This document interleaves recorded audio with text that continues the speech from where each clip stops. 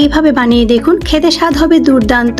যাকে খাওয়াবেন সেই আপনার রেসিপির প্রশংসা করবে। আর এই এক পদ দিয়ে কিন্তু পুরো প্লেটের ভাত খেয়ে নিতে পারবেন। পটলের রেসিপিটি তৈরি করার জন্য আমি এখানে পটলের খোসা ছাড়িয়ে নিয়ে তারপর এগুলোকে 2 টুকরো করে কেটে নিয়েছি। এরপর একটা চামচের সাহায্যে আমি মাঝখানে যে বীজের অংশটা রয়েছে সেটাকে বের করে নিচ্ছি।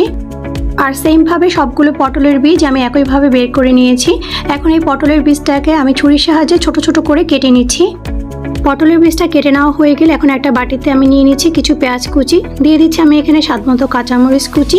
এরপর আমি এখানে দিয়ে দিচ্ছি কেটে রাখা পটলের বীজ। এরপর দিয়ে দিচ্ছি স্বাদমতো লবণ, দিয়ে দিচ্ছি আমি এখানে 1 চিমটি হলুদের গুঁড়া, আর দিয়ে দিচ্ছি এখানে একটা ডিম। এখন সবকিছুকে একসঙ্গে ভালো করে ফেটিয়ে নিব। মিশানো হয়ে গেলে এখন আমি ডিমের মিশ্রণটাকে একপাশে রেখে দিচ্ছি। আর কেটে রাখা পটলগুলোর মধ্যে আমি এখন দিয়ে দিচ্ছি স্বাদমতো লবণ, দিয়ে দিচ্ছি একটু হলুদের গুঁড়া, আর দিয়ে দিচ্ছি একটু লাল মরিচের গুঁড়া। এখন পটলের সাথে লবণ, মরিচ আর হলুদটাকে ভালো করে মেখে নিব। মেখে নেওয়া হয়ে গেলে এখন এগুলোকে আমি তেলে ভেজে নিব। আর এই জন্য চুলায় প্যানে দিয়ে দিচ্ছি পরিমাণ মতো তেল। তেলটা গরম হয়ে এলে এখন আমি এর মধ্যে পটলের টুকরোগুলোকে দিয়ে দিচ্ছি। আর পটলের টুকরোগুলোর মধ্যে আমি এখন তৈরি করে রাখা ডিমের মিশ্রণটাকে দিয়ে দিচ্ছি। সবগুলো পটলের মধ্যে ডিমের মিশ্রণটাকে দেওয়ার পর এখন একটা ঢাকনা দিয়ে ঢেকে আমি এটাকে চুলার আঁচ কমিয়ে ভেজে নিব। মাঝখানে একবার ঢাকনাটিকে সরিয়ে নিয়ে আমি পটলের টুকরোগুলোকে উল্টিয়ে দিচ্ছি। পটলের এই রেসিপিটা একবার হলো বাড়িতে তৈরি করে খেয়ে দেখবেন। একবার তৈরি করলে কিন্তু সবাই বারবার আপনাকে রিকোয়েস্ট করবে এই পটলের রেসিপিটা তৈরি করে দিতে।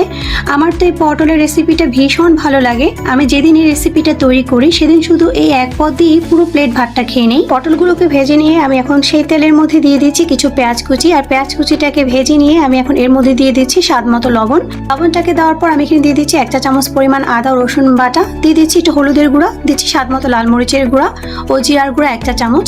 এখন মশলাটাকে ভালো করে কষিয়ে নিব যাতে করে কাঁচা গন্ধটা চলে যায়। এরপর আমি এখানে একটা টমেটোর অর্ধেক পরিমাণকে ছোট ছোট টুকরো করে কেটে দিয়ে দিয়েছি, তবে এটা টোটালি অপশনাল, আপনারা চাইলে টমেটোটা বাদ দিতে পারেন। এরপর আমি এখানে 1/2 কাপ পরিমাণ পানি দিয়ে দিচ্ছি। আর পানিটা দিয়ে আমি মশলাটাকে ভালো করে কষিয়ে নিয়ে এর মধ্যে দিয়ে দিচ্ছি ভেজে রাখা পটলের টুকরোগুলোকে দিয়ে আমি এখন একটা ঢাকনা দিয়ে ঢেকে চুলার আঁচটাকে কমিয়ে এটাকে কিছুক্ষণ রান্না করে নিব। আসলে সবসময় কিন্তু একঘেয়ে রেসিপি খেতে ভালো লাগে না। পটলটাকে সবসময় রান্না না করে কিন্তু মাঝে মাঝে এইভাবে স্বাদ বদলাতে একটু ইউনিক করে আপনারা এটাকে ভাজি করে নিতে পারেন। সবাই কিন্তু ভীষণ পছন্দ করে খাবে।